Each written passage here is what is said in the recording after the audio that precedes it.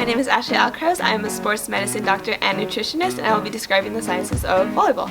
The origin of volleyball has been traced back to the great United States. A person named William Morgan founded the sport at Springfield College in Holyoke, Massachusetts, determined he would create a game that would blend different traits of basketball, baseball, tennis, and handball that wouldn't require the same amount of contact as basketball.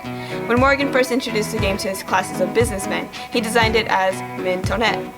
Very soon after, a near professor noted that the ball was being volleyed over the net, so then it was referred to as volleyball. Morgan introduced the same net from tennis and raised it to 6 feet and 6 inches, slightly above the average man's height at the time. Volleyball was officially introduced to the Olympics in 1964 Summer Olympics in Tokyo, Japan.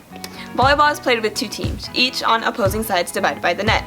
The objective is to send or volley the ball over the net on the ground in the opposing team's court within the boundary.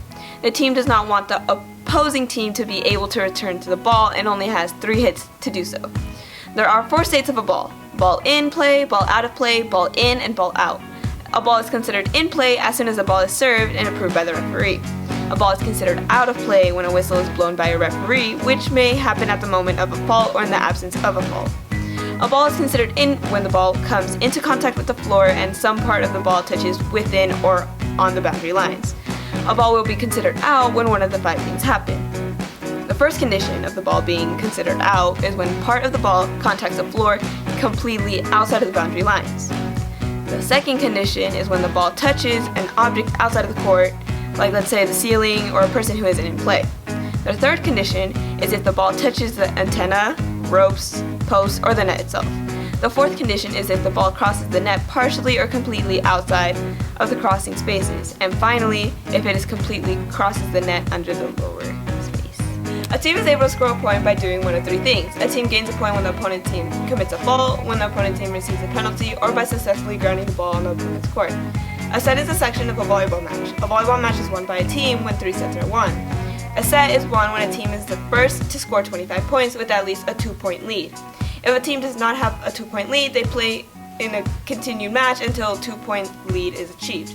When there is a 2-by-2 match tie, the decisive 5th set is only played to 15 points with a 2-point lead. Volleyball has various equipment and specifications required to be able to play. Our volleyball game needs a volleyball, a net, posts, cables, and antenna to hold up the net, and a court with proper boundary lines. Players will need knee pads, shoes, and lightweight clothing. A standard volleyball is made of either leather or synthetic leather with a circumference of 65 to 67 centimeters or 25.6 to 26.4 inches. It weighs about 9 to 10 inches and has a rubber bladder inside it and can come in various combinations of colors or simply one solid color. A volleyball court measures 18 by 9 meters or 59 by 29.5 feet with a surrounding free zone that is 2 meters or 6.6 feet wide on all sides. A volleyball net is 9.75 meters long by 0.9 meters wide or 32 feet long by 3 feet wide. And for women, the net should be 2.1 meters, 10.5 centimeters high, or 7 feet 4 1/8 inches high.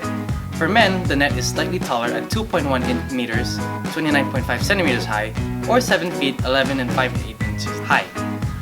The playing court is marked by 2 sidelines and 2 end lines that are 5 centimeters wide or 2 inches wide, and a light color that is easy to discern from the rest of the playing court. An attack line should be placed 3 meters or 9 feet from the center court line, and the center line divides the court into 2 9 by 9 meter courts or 29.5 by 29.5 foot courts.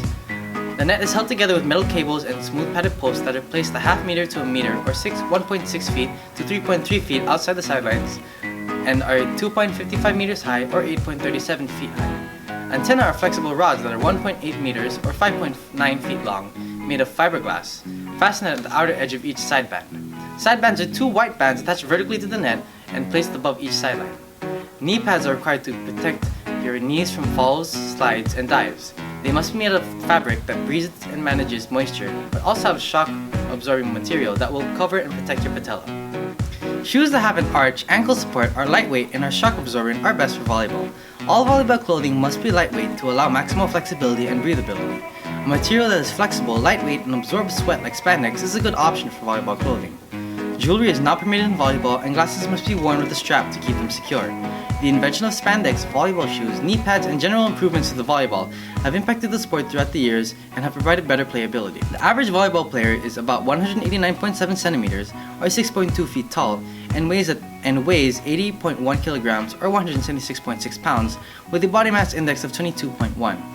An average adult female player has a height of 182.1 centimeters or 5.9 feet and a weight of 69.5 kilograms or 153.2 pounds and a body mass index of 20.9, while a male player has a height of 197.6 centimeters or 6.4 feet, a weight of 91.1 kilograms or 200.8 pounds and a body mass index of 23.3. Like most athletes, volleyball players are typically lean and are also relatively tall in order to jump, hit, and block the ball above the net. Like every other sport, volleyball has an element of anatomy. During volleyball, players use various parts of their body, including the muscular, respiratory, and circulatory systems. Volleyball mainly uses the upper body muscles and the lower body muscles. The lower body muscles and joints include the calves, quadriceps, hamstrings, glutes, hip flexors, ankles, knees, and hips. The calves, quads, hamstrings, and glutes and hip flexors are the foundation when you play volleyball. They are all essential to running and making quick jumps for effective serves, settings, spiking, and blocking. Your ankles, knees, and hip joints are also essential to running and jumping, but also taking proper care of them prevents injuries. These joints are also used when you are crouching to spike the ball. The upper body muscles and joints that you use include the biceps, forearm, chest, back muscles, shoulders, elbows, and wrists. Your biceps and forearms move your arms while your chest helps facilitate forward arm movement.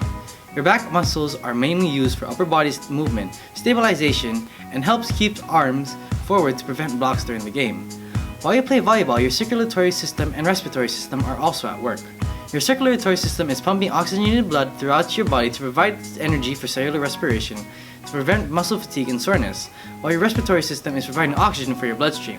The excretory system is also at work through the process of sweating to prevent your body from overheating. A volleyball player needs a well-balanced diet to support physical performance and to prevent injuries while playing. Volleyball players need slightly more calories than an average person because they have a high activity level. Volleyball players can ensure that they are consuming the optimal amount of calories by monitoring their weight and energy levels. Weight gain or weight loss most likely shows that you are consuming either too much or too little calories. Volleyball players need a substantial amount of carbohydrates and proteins because they are the main source of energy for the muscles. Athletes in general need 5 to 7 grams of carbohydrates per kilogram of body weight, and 1.2 to 1.7 grams of proteins per kilogram of body weight. Fruits, vegetables, whole grains, low-fat dairy products, and lean proteins are the healthiest source of calories, carbs, and proteins because they have essential nutrients and are natural low in fat. Just like any athlete, a volleyball player should limit intake of that are high in saturated and trans fat, add sugar, and cholesterol. A volleyball player should also be well hydrated and should drink plenty of water before, during, and after working out. After a long workout, sports drinks are also beneficial to replenish water as they contain carbohydrates for energy and electrolytes to replenish the ones that are lost in sweat. Volleyball players may also eat an increased amount of carbohydrates and proteins to increase their endurance and help build muscle mass. Eating a balance of carbs and proteins after a workout can help prevent soreness and muscle cell damage. Various workouts and training are required to help strengthen your arm and leg muscles to become a better volleyball player. A usual workout starts with jogging and stretching all the muscles you use most during volleyball: arms, shoulders, hamstrings, hip flexors, and ankles. Leg drills can include lunges, wall sits, jumping jacks, and jump ropes. Sit-ups and planks are done to strengthen your abdomen and core, while dumbbell raises and push-ups are done to strengthen your arms. Various volleyball-specific drills can be done easily at home. These drills include doing warm-ups such as setting the ball against the wall quickly for various periods of time, lying down and setting where you lie on your back with knees bent and then setting the ball quickly without pushing the ball high, passing the ball to yourself while first doing it stationary, then moving backwards, forwards, and side to side by shuffling your feet as you pass to yourself, and wall passes where you pass forward or diagonally using the wall to return the ball, and the pass set pass drill, which is when you alternate between passing the ball to yourself and setting to yourself. Hitting drills can mainly be done against a wall. The two most common injuries in volleyball are ankle sprains and jammed fingers. An ankle sprain is the tearing of ligaments of the ankle. The two most commonly torn ligaments are the ATFL or anterior talofibular ligament, which connects the talus to the fibula on the outside of the ankle, and the CFL or the calcaneofibular ligament, which connects the fibula to the calcaneus below. The most common ankle sprains occur on the outside part of the ankle. Many symptoms include pain on the outside of the ankle and various degrees of swelling and bleeding under the skin, also known as bruising. Depending on the severity of the sprain, a person might not be able to put weight on the foot. Most ankle sprains are easily diagnosed and do not require surgery. Treatment consists of resting and icing the ankles for the first 48 to 72 hours while compressing the ankle with an A strap while keeping the ankle elevated. Patients must wear a walking boot until they can comfortably wear bare weight on their foot. Physical therapy is also required to help strengthen the muscles around the ankles. An ankle brace can be used by an athlete until the therapist believes they are strong enough to play without it. Usually, an ankle sprain needs 8 weeks total of daily rehabilitation to decrease the risk of re-injury. A person is usually fully healed and able to play when the player has no pain and is able to support their body weight while standing on their toes. Jammed fingers are also another common injury that can happen when you play volleyball. This can be the result of a hard impact with the floor, other players, and the ball when you are setting, spiking, or hitting it. A jam occurs when the tip of the finger is compressed towards the hand, and as the finger is compressed, the ligaments supporting the joints are sprained. The greater the force, the more severe the sprain. Symptoms include inability to straighten, bend, or grip with the finger, swelling, and of course, pain.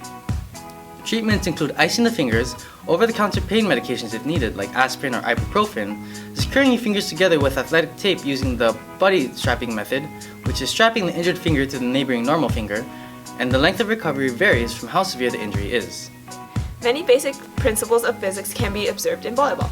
Gravity is what pulls the ball back towards the ground. When passing the ball, if you do not bump the ball hard enough, gravity will pull it back to the ground before the setter can get under it. On the other hand, gravity is a big help when it comes to spiking the ball. Since spiking it means hitting the volleyball downwards, it does not take much downward force to spike effectively since gravity is acting as an aid. It is best to take advantage of the volleyball's velocity when playing the game, because the quicker the volleyball's velocity, the faster it travels. The higher a volleyball's velocity, the less time your opponent has to react, therefore the lower chance of them returning it. You can determine the velocity of a volleyball by dividing the distance a volleyball travels over the amount of time the volleyball took to travel that distance. It is very simple to increase the velocity of a volleyball. Just hit it harder. If someone sets the ball softly up into the air and you spike it with all of your strength, then you have used acceleration to your advantage. The volleyball is now traveling faster than it was before. Newton's law of motion states that an object at rest will stay at rest and an object in motion will stay in motion unless acted upon by an unbalanced force. Unless you hit, throw, or move that volleyball in some sort of way, it isn't moving no matter what. You, the unbalanced force, have to act upon the object, the volleyball, in order to make it move. If a volleyball is moving, you have to act upon it and stop its motion so that it will not hit the ground. Newton's second law states that the acceleration of an object is directly proportional to the next external force acting on the object and inversely proportional to the mass of the object. The external force is that the stinging on your hands that you feel after hitting a volleyball. A stronger hit will create a bigger external force, then your hands will hurt more. Newton's third law states that to every action there's an equal and opposite reaction. If you hit a ball harder, it goes faster. If you hit it softer, it goes slower. It's as simple as that.